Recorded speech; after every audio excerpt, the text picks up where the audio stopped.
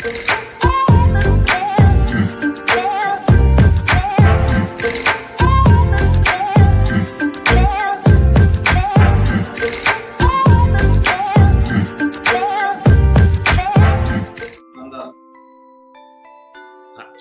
जिंदगी चाहते हैं तो ये हमें डिसाइड करना पड़ेगा कि हम 5 साल के बाद कैसी जिंदगी चाहते हैं। Importance of vision chart. आखिर विजन चार्ट का क्या इंपॉर्टेंस है? क्यों जरूरी है हमें विजन चार्ट बनाना? क्यों ऐसा जरूरी है कि ऐसा विजन चार्ट? जैसे मैंने आपको एग्जांपल बताया कि यदि बंगला बनाना चाहते हैं तो हमें कहीं ना कहीं उसका नक्शा बनाने की जरूरत है। हिंदुस्तान में रोड बनाते हैं, उसका नक्शा बनाते हैं, बड़े बड़े फैक्ट्री बनाते हैं, उसका नक्शा बनाते हैं। हम अपने घरों में शादी करते हैं तो उसकी प्लानिंग करते हैं। वैसे ही हमें यहाँ विजन चार्ट बनाने की जरूरत है। जैसे आप फ्लाइट में जाते हैं तो उसका पहले टिकट लेना जरूरी होता है, तभी आप फ्लाइट से जा सकते हैं। यदि एग्जाम देने जाना है तो आपका रोल नंबर होना चाहिए। इलेक्शन जीतना है, इलेक्शन लड़ना है, चुनाव लड़ना है तो आपको उसका टिकट लेना पड़ेगा। मूवी बनती है, आपने सुना होगा कि जो मूवी बनती है यानी पिक्चर बनती है उसके लिए भी पहले स्क्रिप्ट लिखी जाती है। पहले स्क्रिप्ट लिखी जाती है कि मूवी में क्या क्या होगा, कैसी मतलब उसका गाना कब आएगा, उसके अंदर क्या क्या स्टोरी होगी, कैसा, ये पूरी स्क्रिप्ट लिखी जाती है। उसके बाद में एक पिक्चर का निर्माण होता है, मूवी बनाई जाती है। तो उसी तरह से बंगलो विदाउट ड्राइंग यानी बिना नक्शे का बंगला दोस्त, वो कबाड़ खाना बनता है, कबाड़ खाना। और उसी तरह से बिना विजन की जिंदगी भी कबाड़ खाने जैसी होती है। कुछ पता नहीं होता है क्या क्या होने वाला है जिंदगी में, कैसी जिंदगी बनाना चाहते हैं उसके बारे में कुछ पता नहीं होता है, उसको कबाड़ खाने वाली जिंदगी बोल सकते हैं। तो मैरिज विदाउट प्लानिंग, बिना प्लानिंग के मैरिज भी संभव नहीं है। तो जिस तरह से हम कहीं घूमने जाते हैं, आपने देखा होगा कि जब घूमने जाते हैं तो पूरा ट्रेवल एजेंट से हम पैकेज बनवाते हैं, कहाँ जाएंगे, कहाँ रुकेंगे और कहाँ कहाँ घूमेंगे, टैक्सी कहाँ से मिलेगी, फ्लाइट कहाँ से मिलेगी, हम लोग पूरी प्लानिंग उसका बनाते हैं ट्रेवल एजेंट से और फिर हम घूमने जाते हैं। जब जिंदगी के ऐसे छोटे छोटे कामों के लिए हम प्लानिंग करते हैं तो अपनी खुद की जिंदगी के लिए हमें जो चाहते हैं, हम अपनी जिंदगी में जो चाहते हैं उसको हम एक चार्ट बनाएं, एक हम विजन चार्ट बनाएं और उस विजन चार्ट के माध्यम से हम वहां तक पहुंच सकते हैं। आज हम ये पसंद करते हैं। अब विजन चार्ट बनाना क्यों जरूरी है? क्योंकि it helps to identify dreams, क्योंकि ये आपके सपनों को आइडेंटिफाई करने में आपकी मदद करता है। वैसे इंसान की आदत क्या होती है? आज हम ये सपना पसंद करते हैं कि मुझे फलानी गाड़ी लेना है, 2 दिन के बाद दोस्त ने कोई दूसरी गाड़ी खरीद ली, हम दूसरी गाड़ी के बारे में सोचना शुरू कर देते हैं। 15-20 दिन बाद, महीने 2 महीने बाद किसी और ने, रिलेटिव ने दूसरी गाड़ी खरीद ली, हम उसके बारे में सोचना शुरू कर देते हैं, चलो ये लेंगे, ये बहुत अच्छी रहेगी। मतलब आज हम अलग पसंद करते हैं, कल कुछ अलग पसंद करते हैं, परसों फिर अलग पसंद करते हैं और आखिर में हम कुछ भी हासिल नहीं कर पाते, ये आपने देखा होगा।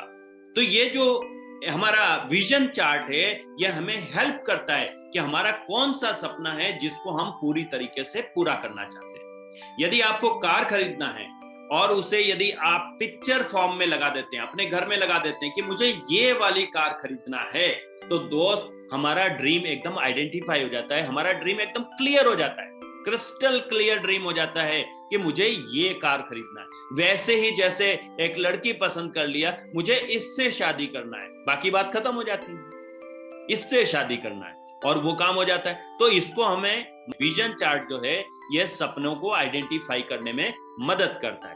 It helps to visualise your dreams.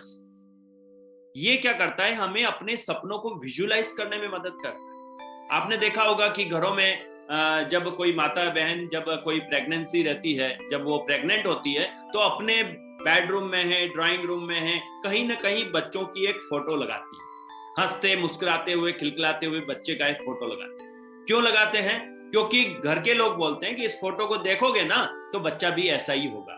चीज क्यों करते हैं हम? ये चीज इसलिए करते हैं क्योंकि हम लोग जो है ऐसा फोटो लगा के उसको विजुअलाइज करते हैं कि ऐसा ही बच्चा हमारे घर में जन्म लेगा। It helps to continue. ये जो विजन चार्ट है ये हमारी क्या मदद करता है? जैसे मैंने अपने क्या कर रखा है, मेरी ग्रेट अपलाइन, आज मुझे 18 साल हो गए हैं, 18 साल से मैं ये काम करते आया हूं, आज भी करता हूं, आज भी कंटिन्यू करता हूं, क्योंकि जो सिस्टम है वही, यदि मुझे यहाँ से दिल्ली जाना है तो बकायदा मुझे कोई टिकट लेकर के ट्रेन में बैठना पड़ेगा, फ्लाइट में बैठना पड़ेगा और दिल्ली पहुंचूंगा। उसी तरीके से कोई भी सपना पूरा करना हो तो सिस्टम एक ही है। तो मेरी ग्रेट अपलाइन ने जो विजन चार्ट तो मैं आज भी बनाता हूँ। जैसे आज मेरे बेडरूम में जहां मैं सोता हूं, मेरे जस्ट सामने मेरा विजन चार्ट लगा हुआ है। 24 घंटे वो चार्ट क्या करता है, मुझे मोटिवेट करता है।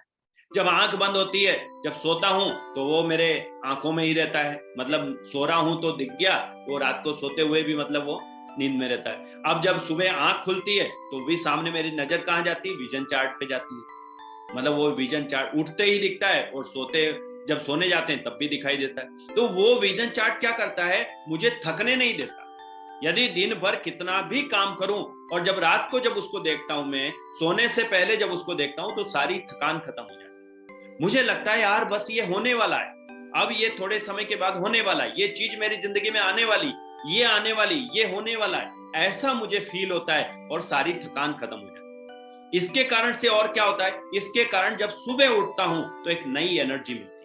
वो विजन चार्ट को देखता हूं, मुझे करंट आता है, मेरे अंदर एक कॉन्फिडेंस आता है, मेरे अंदर एक विश्वास आता है।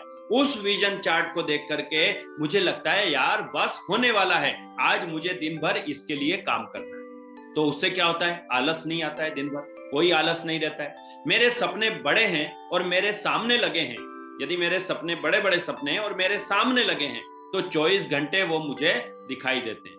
अब जब 19 साल पहले देखे सारे सपने पूरे हुए हैं, तो आज जो सपने देखेंगे वो भी पूरे होंगे, आज भी सपने पूरे होंगे।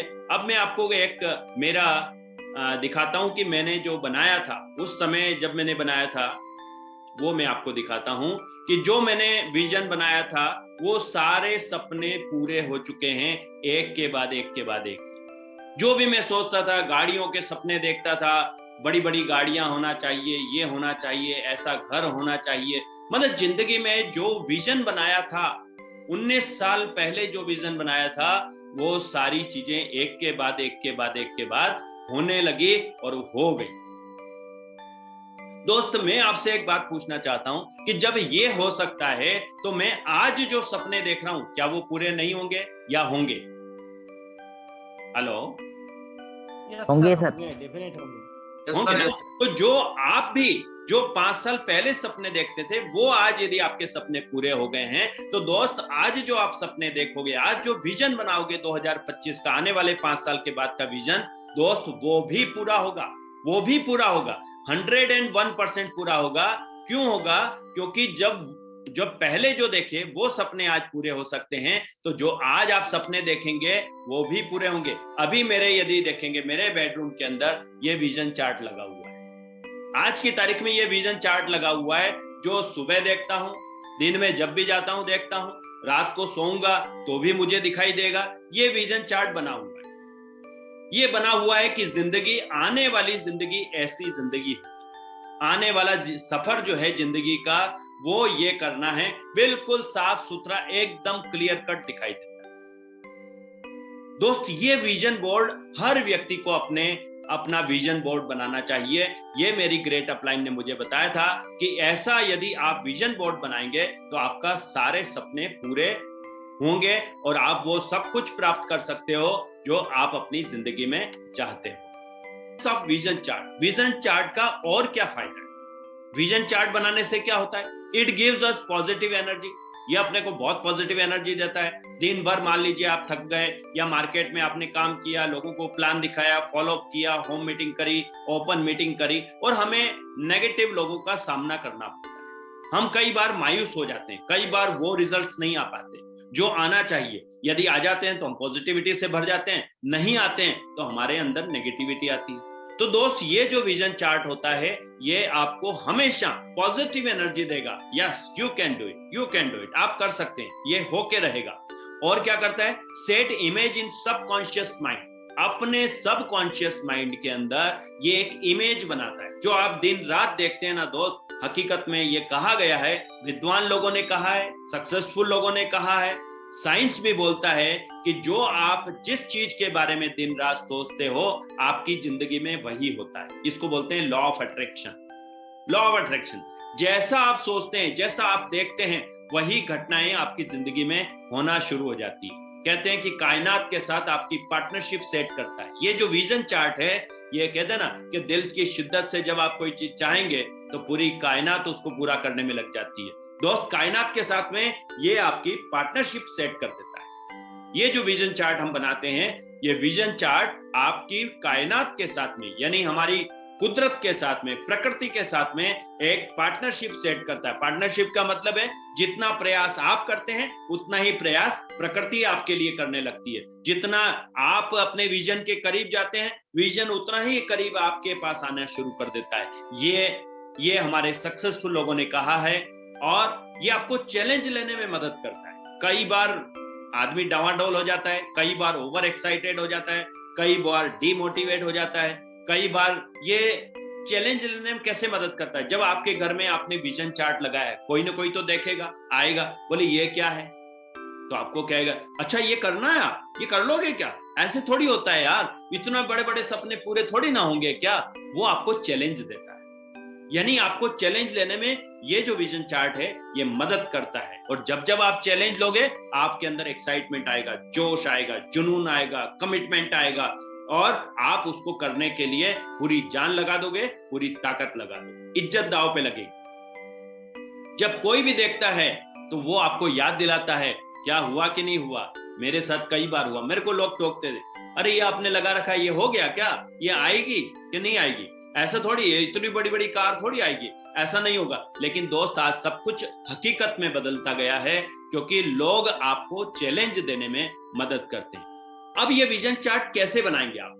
अब विजन चार्ट बनाने के लिए आपको बहुत आसानी से आपको बना सकते हैं। आप बैठिए, पहले आराम से शांति से बैठ जाइए, और फिर अपने आप से पूछिए कि 5 साल में मैं क्या चाहता हूँ, कैसा घर चाहता हूँ, कैसी कार चाहता हूँ, यह कैसी शादी होना चाहिए, कैसी पढ़ाई करना है, किस कॉलेज में पढ़ना है, मुझे 5 साल के बाद मेरे बैंक में कितना पैसा होना चाहिए, 5 साल के बाद जो है मेरी लाइफ कैसी होना चाहिए, कौन से ब्रांडेड कपड़े पहनूंगा या नॉर्मल कपड़े पहनूंगा, मैं शूज किस ब्रांड के पहनूंगा। फिर यानी पूरा सब कुछ आप उसको सोचिए, और जो जो विचार आते जाए, जो जो आपके मन में आते जाए, बिल्कुल आपके मन से पूछिए, अपने आप से पूछिए, अपने आप से बातें करिए, और फिर उसमें से सिलेक्ट करके कोई 10 या 5 ऐसी बड़ी बड़ी चीजें, क्योंकि विजन जो होता है वो बड़ा होता है, जो ड्रीम होते हैं, मतलब वो अपन टारगेट जो बनाते हैं वो छोटे छोटे टारगेट बनाते बनाते वहां तक पहुंच जाएंगे। लेकिन 5 साल में आप क्या बनना चाहते हैं, उसको अपने एक पेपर के ऊपर निकालिए, उसकी फोटो लगाइए, जैसे जैसे मैंने फोटो लगा रखी है,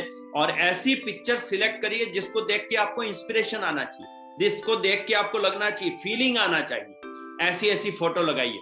और विजन चार्ट विद अफर्मेशन, मतलब जब आप विजन चार्ट बनाएंगे तो उसके नीचे लिखिए कहीं ना कहीं, मेरे साथ भगवान है, भगवान की शक्ति मेरे साथ लगी हुई है, भगवान चाहता है कि मैं ये करके दिखा दूं, भगवान चाहता है कि मैं वहां तक पहुंच जाऊं। दोस्त, ऐसा लिखेंगे तो आपके अंदर एनर्जी ज्यादा आएगी। जब विजन पूरा करने के लिए आपको सबसे पहले शॉर्ट टर्म गोल बनाइए, छोटे छोटे गोल बनाइए, 1 साल के गोल बनाइए, 2 साल के बनाइए, 3 महीने के बनाइए, है ना, 1-1, 2-2 महीने, 3-3 महीने के आप वीकली टारगेट सेट करिए और उसको अचीव करिए। ये मैं नेक्स्ट जो मेरा मीटिंग होगा उसमें बताऊंगा कि आपको किस तरह से अपने गोल बना के, किस तरह से एक्शन बना, चार्ट बना करके आप वहां तक पहुंच सकते हैं। पोस्ट ऑन व्यू, मतलब ये जो विजन चार्ट है इसको आपको कहां लगाना है? आप अपने बेडरूम में लगाइए, आप अपने ड्राइंग रूम में लगा लीजिए, आप उसकी कॉपी करके अपने बाथरूम में लगाइए, क्योंकि जहां जहां ज्यादा दिखाई देती है, जहां आपकी नजर ज्यादा पड़ती है, वहां इस विजन चार्ट को लगाएंगे तो आपको बहुत फायदा मिलेगा। अब विजन चार्ट के साथ में आपको क्या करना है? हमें टारगेट बनाना है। क्या टारगेट बनाना है? कि 1 साल में कितना पैसा कमाना चाहते हैं। मैं आपको एक स्टोरी सुनाता हूं कि विजन का कितना बड़ा इफेक्ट होता है, उसके ऊपर एक स्टोरी सुनाता हूं। एक बार क्या हुआ, एक अमीर जो बंदा था, उसका बेटा जो है घर से भाग गया। मतलब उसका फैक्ट्री थी, करोड़पति आदमी था, बहुत बड़ा आदमी था, उसका बेटा जो है वो घर से भाग गया। कुछ नाराज हो गई, किसी ने कुछ डांट दिया, कुछ बोल दिया, वो घर से निकल गया। और घर से निकलता है तो वो क्या सोचता है, और उसके बगल में एक बंदा और रहता था, वो उसका जो है वो दोस्त था, ये कह लीजिए, लेकिन वो गरीब थे, उसके पिताजी गरीब थे। अब वो गरीब पिता का लड़का भी घर से भागता है और अमीर बाप का लड़का भी घर से भागता है और दोनों की जेब में 1 रुपया भी नहीं। अब आप विजन देखिए, कहते हैं ना कि राजा के बेटा राजा बनता है और किसान का बेटा किसान बन जाता है। अब इसके पीछे विजन काम करता है। विजन कैसे काम करता है? क्योंकि वो जो अमीर घर का बेटा है वो घर से भागता है, उसके पास भी 1 रुपया नहीं, लेकिन वो निकलते समय क्या सोचता है, उसके दिमाग में क्या विजन चल रहा है। वो निकलते समय सोचता है मेरे पिताजी ने मेरे को घर से तो निकाल दिया है, लेकिन मैं 5 साल में मेरे पिताजी जैसी इंडस्ट्री खड़ी कर दूंगा, मैं ऐसा कर दूंगा, मैं भी बहुत बड़ा आदमी बन के दिखाऊंगा। इन्होंने निकाल दिया तो क्या हुआ, मैं बहुत बड़ा काम करूंगा। वो घर से ऐसा सोच, उसका विजन देखिए, जैसा विजन। और एक गरीब घर से जो भागा है उसका विजन क्या है? वो सोच रहा है शाम तक पेट कैसे भरूंगा, शाम तक जो है मेरा खाने का कैसे क्या होगा, मेरा पेट भरने के लिए क्या करेंगे। वो पेट भरने की सोचता है, गुजारे की बात करता है। और जो अमीर घर से जो बेटा भागता है उसका विजन क्या होता है? नजारे की बात करता है, क्या आने वाले 5 साल में उसकी जिंदगी कैसी होगी। दोस्त सेम यही है। ड्यूसॉफ्ट हर व्यक्ति ज्वाइन करता है, नेटवर्क मार्केटिंग हर व्यक्ति ज्वाइन करता है, लेकिन एक आदमी कामयाब हो जाता है, बहुत बड़ा इंसान बन जाता है, और दूसरा आदमी 5 साल में 1 माइल भी कंप्लीट नहीं करता। एक बंदा 5 साल के अंदर करोड़पति बन जाता है, वो 1 करोड़ 2 करोड़ 3 करोड़ कमा लेता है। और एक बंदा ड्यूसॉफ्ट में सेम वैसे ही ज्वाइन करता है, उतना ही पैसा देता है, उसके पास भी उतनी अपॉर्चुनिटी है, लेकिन वो 1 माइल कंप्लीट करता है 5 साल में। 5 साल में 1 mile 2 mile 10 mile 20 mile complete कर लेता है, कोई 25 माइल कंप्लीट कर लेता है, कोई 50 माइल कंप्लीट कर लेता है। क्योंकि विजन जो होता है ये बहुत बड़ा रोल प्ले करता है, बहुत बड़ा रोल प्ले करता है। क्योंकि यदि आपकी सोच है, आपका विजन है कि मुझे 2025 में 5 करोड़ कमाना है, तो दोस्त आपको दुनिया की कोई ताकत रोक नहीं सकती, कोई रोक नहीं सकती। लेकिन आपका कोई विजन नहीं है, जो चल रहा है चलती का नाम गाड़ी है, हफ्ते की 2 सेल हो गई तो ठीक है, हफ्ते में 5 एंट्री गई तो बहुत है, हफ्ते में 2 लोगों का पेमेंट बन गया तो बहुत है, हफ्ते में मान लीजिए खुद की 1 स्टेप पेमेंट भी बन गया तो बहुत है। तो दोस्त विजन नहीं होने के कारण से गाड़ी की स्पीड डाउन होती है। राजधानी की स्पीड इतनी तेज क्यों होती है? क्योंकि उसका विजन है इतनी बज के इतने मिनट पे वहां पहुंचना, ये उसका विजन है।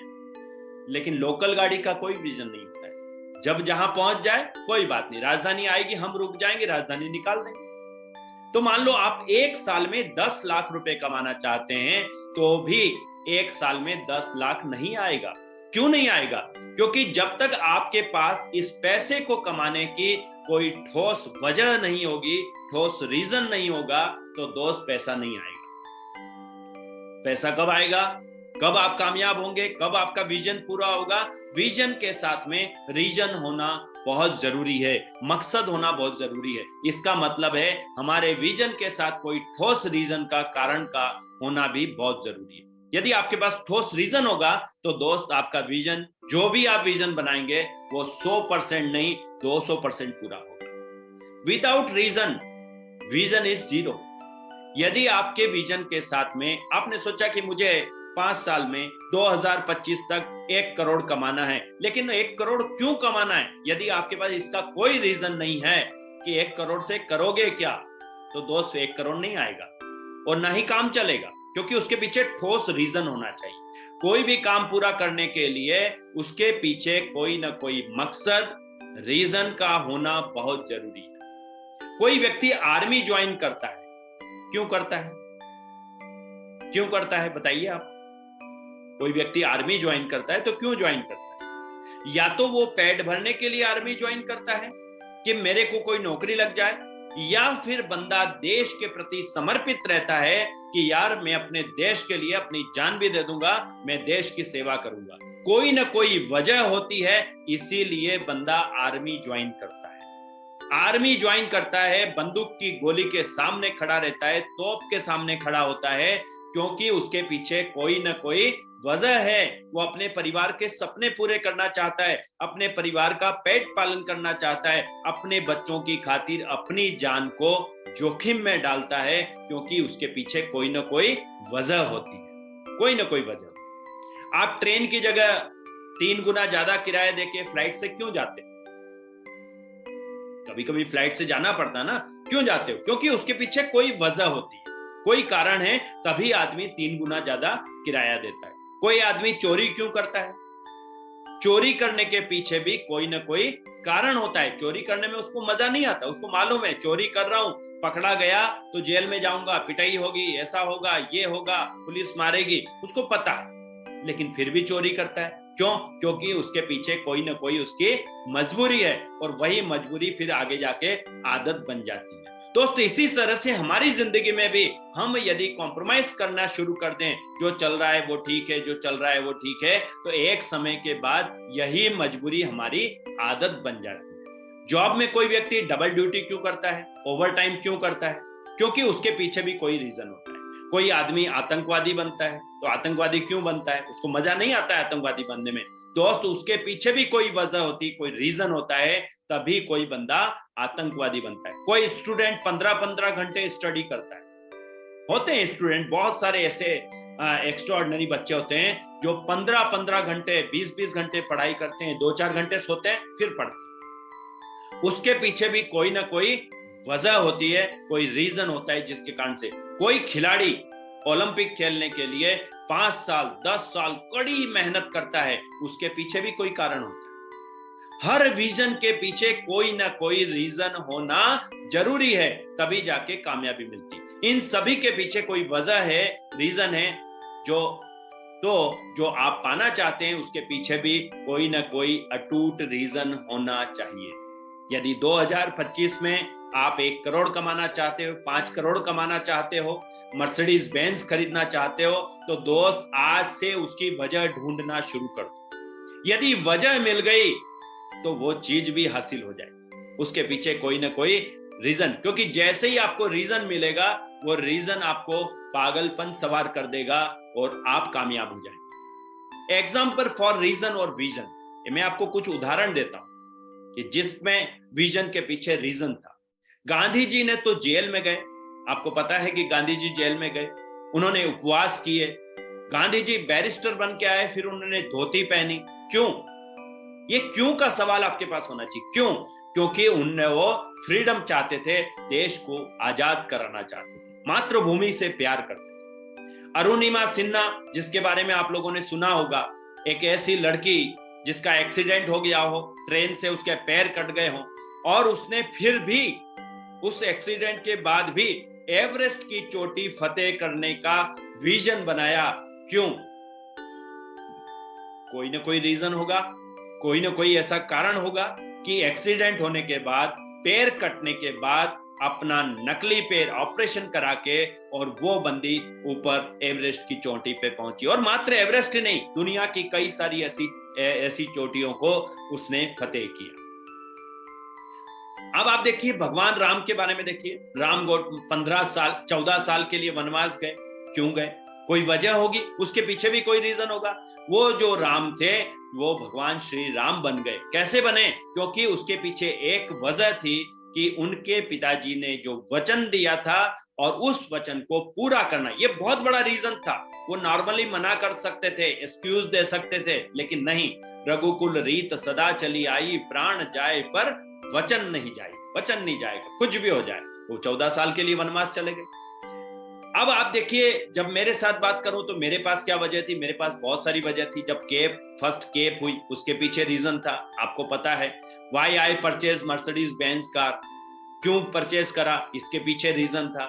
मैंने अपना बंगला क्यों बनाया? मेरे पास ऑलरेडी घर था, मेरे पिताजी के बनाया हुआ अच्छा खूब बढ़िया बंगला था, फिर क्यों बनाया? उसकी वजह थी। और ऐसी ही वजह यदि आपके पास है दोस्तों, आपके पास है, तो आप भी वो हासिल कर सकते हो जो शायद हमने आज हासिल किया ही नहीं। अभी हमने हासिल नहीं किया है, वो आप हासिल कर सकते हो। मेरा आपसे यही कहना है कि अपना विजन बनाइए कि 5 साल में आप क्या चाहते हैं, क्या बनना चाहते हैं, कैसी लाइफस्टाइल चाहते हैं, कैसा नेम फेम चाहते हैं, कैसी गाड़ी होगी, कैसा बंगला होगा 5 साल के अंदर। 2025 में आप किस लेवल पर होंगे, आपका लेवल क्या होगा, आपका स्टेटस क्या होगा, आपकी टीम कितने लोगों की होगी।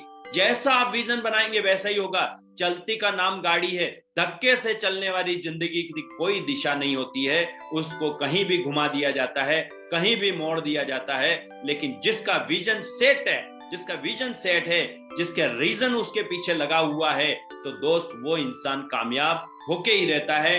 मैं विजन के लिए यही कहना चाहूंगा दोस्तों। और एक स्टोरी से अपनी बात को खत्म करेंगे। एक बंदा था और वो क्या कर रहा था, वो जो है अपने घर के आंगन में बैठ करके रो रहा था, बहुत जोर जोर से अपनी छाती को पीट पीट के रो रहा था, अपने भाग्य को कोस रहा था, हे मेरे भाग्य, मेरे भगवान। क्योंकि उसके पिताजी के पास बहुत पैसा था, धन दौलत थी, अच्छी जायदाद थी, बहुत पैसे वाले था, और लेकिन वो सब उसकी जिंदगी से चला गया। तो वो अपने आप को कोस रहा था, छाती को पीट पीट के रो रहा था वो। और इतने में क्या हुआ, एक सज्जन पुरुष उधर से जा रहे थे। उन्होंने कहा, भाई क्या हुआ, तू ऐसे क्यों रो रहा है, छाती पीट पीट के इतना परेशान होके क्यों रो रहा है, किसको तू कोस रहा है, तू अपने भाग्य को क्यों कोस रहा है। वो बोलता, साहब ऐसा हो गया मेरे साथ, सब गलत गलत हो गया, मेरा ये हो गया, मेरा ये बिक गया, मेरी जिंदगी में इतना पैसा था वो सब चला गया, ये गया। तो वो सज्जन बोलते हैं कि भाई तू ये जो पीट रहा है, अपने छाती पीट पीट के जो तू रो रहा है, इसीलिए तेरा भाग्य यहाँ से भाग गया। तू जो रोना गाना गा रहा है ना, इसलिए तेरा भाग्य यहाँ से भाग गया है। बोले कहाँ गया, बोले वो कहीं पहाड़ी की चोटी, बोले कहीं बाहर चला गया। अब क्या हुआ, रात को वो सोता है। अब वो सोते सोते ऐसे ही विचार करते करते सो जाता है। अब उसको सपना भी ऐसा ही आता है, सपने में भी वो रो रहा है, और अचानक एक पहाड़ की चोटी पे से एक बड़ा सा आदमी उसके ऊपर गिरता है, छाती के ऊपर। और वो सोचता है, बोले ये भाग्य, बोलता मैं भाग्य हूं। बोले तू क्या हुआ ऐसा, तू रोता क्यों है। बोले तू ये रोता धोता है, इसीलिए मैं तेरे पास से दूर चला गया हूं, मेरे को पाना चाहता है तो वहां आकर के मुझे मिल। अब वो उसकी नींद खुल जाती है, अचानक पसीना पसीना हो जाता है। वो सोचता है कि क्या करूं। सुबह उठता है और वो निकल जाता है भाग्य को ढूंढने के लिए, कि यार उस भाग्य को लेके आऊंगा, और जब भाग्य मिल जाएगा तो मेरी जिंदगी में फिर से खुशियां आ जाएगी, मेरी जिंदगी में सब कुछ मिल जाएगा। तो ऐसे ही घूमते घूमते जाता है, अचानक एक पहाड़ की चोटी पे जाता है। वहां जाके देखता क्या, एक शेर बैठा हुआ। अब जैसे ही शेर को देखता है उसको डर लगने लगता है, यार ये तो शेर खा जाएगा। वो शेर से दूर दूर छिपते छिपते उधर निकलता है। इतने में शेर उसको आवाज लगाता, अरे भाई इधर आ, इधर आ, तू कहाँ जा रहा है। अब वो डरता है कि क्या हुआ। अरे बोले मैं नहीं खाऊंगा, मैं तो वैसे भी बीमार हूँ, बहुत दिन से बीमार हूँ। और शेर के पास धीरे धीरे जाता है, शेर से पूछता है क्या हुआ, तू कहाँ जा रहा है। बोले मैं अपने भाग्य से मिलने जा रहा हूँ, मेरा भाग्य जो है वो चला गया है, भाग गया है, मैं उससे मिलने जा रहा हूँ, और वो पहाड़ की चोटी पे है। बोले अच्छा। तो बोले यार एक काम करना, तू तेरे भाग्य से मेरे एक सवाल का जवाब पूछना। बोले क्या है। बोले मैं बहुत दिन से बीमार हूँ, ऐसा हूँ, मैं शेर हूँ लेकिन मैं बहुत बीमार हूँ और मैं ठीक नहीं हो रहा हूँ, तो मैं ठीक कैसे होऊंगा ये तू पूछ के आना। बोले ठीक है साहब मैं पूछ लूंगा। अब आगे जाता है, आगे जाते जाते जाते जो है आगे जाके उसको जो है एक जगह यात्रा करते करते आगे जाता है, तो वहां क्या मिलता है उसको, एक बगीचा मिलता है।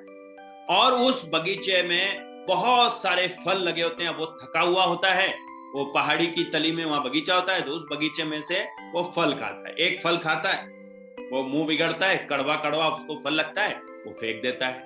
इतने में वहां पर एक बगीचे का जो मालिक था वो आता, भाई क्या हुआ। बोले ये फल खाया मैंने, कड़वा है। बोले दूसरा खा के देखो। तो दूसरा फल खाता है, वो भी उसको कड़वा लगता है। वो बोलता है यार ये कैसे फल है, इस बगीचे के फल में सब कड़वे हैं।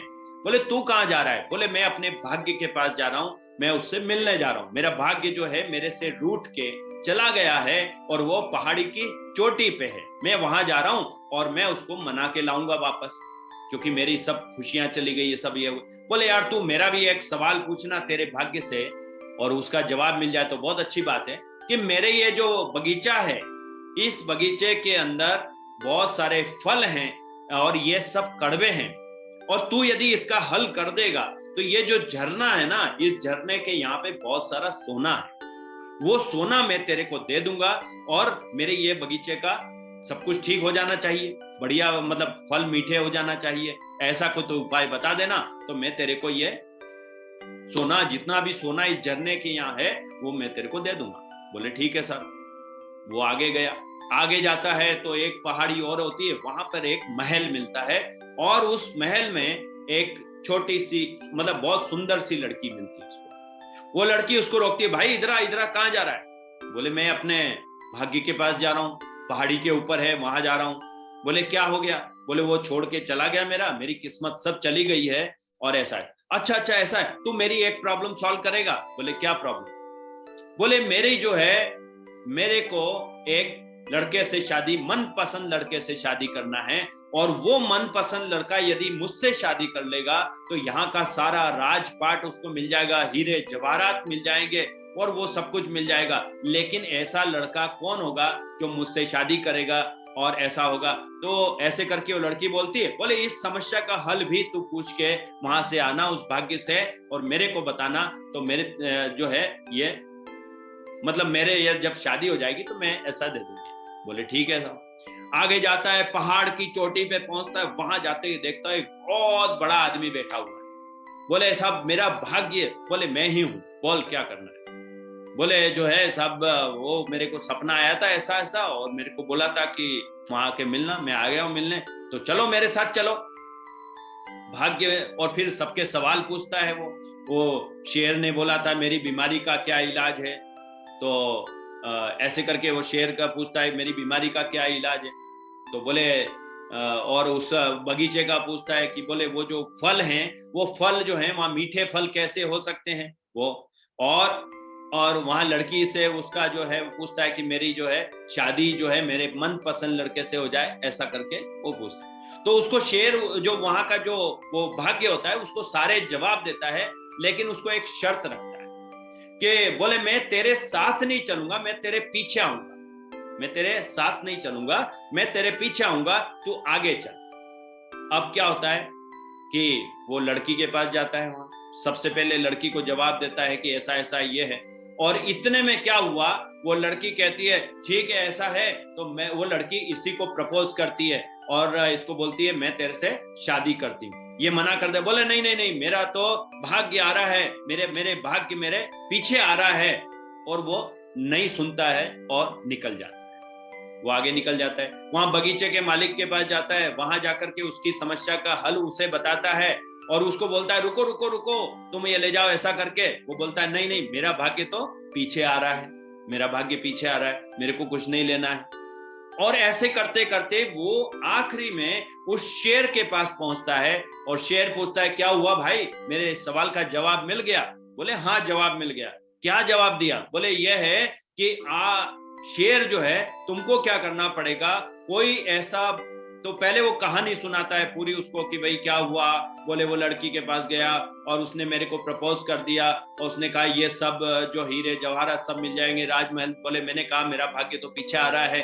फिर फल वाले उस बगीचे के पास गया और वहां जाकर के उसने पूछा बगीचे के मालिक ने, तो मैंने उसको बताया कि वो जो तेरा सोना है वो सोना सब तू हटा के और ले, और पानी जब सोने से नहीं, वो सोने से मतलब सोने को निकाल देगा और झरने से पानी आएगा तो फल सारे मीठे हो जाएंगे। वो मालिक जो था वो मेरे को सोना देने लगा, मैंने नहीं लिया, मना कर दिया। उसको बोला मेरा तो भाग्य पीछे आ रहा है। बोले मेरी बीमारी का क्या इलाज बताए? बोले जो सबसे महामूर्ख इंसान हो और उसकी खोपड़ी यदि तुम खाओगे तो तुम ठीक हो जाओगे, तुम्हारी बीमारी ठीक हो जाएगी। शेर ने आओ देखा ना ताओ, और उसने कहा इससे बड़ा महामूर्ख कौन होगा जिसको सारी अपॉर्चुनिटी मिली, सब कुछ टाइम पे मिल रहा था, पर ये सबको छोड़ दिया, इसने कुछ नहीं लिया और बोल रहा मेरा भाग्य पीछे आ रहा है, मेरा भाग्य पीछे आ रहा है करा। बोले ये तो सबसे महामूर्ख, उसने उसके सिर को फाड़ दिया और उसको खा लिया। इस कहानी से हमें क्या शिक्षा मिलती है? इस स्टोरी से हमें यह शिक्षा मिलती है दोस्त, मौका आपके पास है, 2025 आपके पास है, आपके पास ग्रेट सिस्टम है, आपके पास ग्रेट अपलाइन है, आपके पास नेटवर्क मार्केटिंग इंडस्ट्री है, आप वो सारे सपने पूरे कर सकते हो। और आज ड्यू सॉफ्ट में सैकड़ों लोग ऐसे हैं जो करके दिखा रहे हैं। आपके पास एग्जांपल्स हैं, आपके पास अपनी अपलाइन के एग्जांपल्स हैं, आप लोग वो सब अचीव कर सकते हैं। लेकिन हम क्या कह रहे हैं, हाँ कर लेंगे, बाद में कर लेंगे, मेरा भाग्य तो पीछे आ रहा है, बाद में कर लेंगे, देख लेंगे। और दोस्त यही सबसे बड़ा कारण होता है कि 5 साल के बाद भी, 2 साल के बाद भी, 6 महीने के बाद भी किस्मत नहीं बदलती है। दोस्त यदि आप बदलना चाहते हैं, आज से ही जो मौका मिले पकड़ लीजिए उस मौके को, जो टारगेट मिले उस टारगेट को अचीव कर लीजिए, जो आपको ऑफर मिला है, कंपनी की तरफ से ऑफर मिला, उस ऑफर को झपट लीजिए दोस्त। यही अपॉर्चुनिटी है, यही आपका भाग्य है, यही आपकी किस्मत है दोस्त, उसको छोड़िए मत। Don't miss it. इसको छोड़ना नहीं है, हमें मिस नहीं करना है, इसको पकड़ लेना है। दोस्त, आज ही विजन बोर्ड बनाइए, एक एक करके, और सारी चीजें आप हासिल करते जाएंगे। उस विजन बोर्ड को देखिए, वो आपको एनर्जी देगा। वही विजन बोर्ड जो आपके घर में लगा के रहेंगे, वही आपकी किस्मत है, वही आपका भविष्य है। और आज की बात को यहीं विराम देते हुए कहना चाहूंगा कि दम है तुझ में तो दुनिया को हिला दे, वरना चुपचाप बैठ और हिलती हुई दुनिया को दे। Thank you very much, wish you all the best.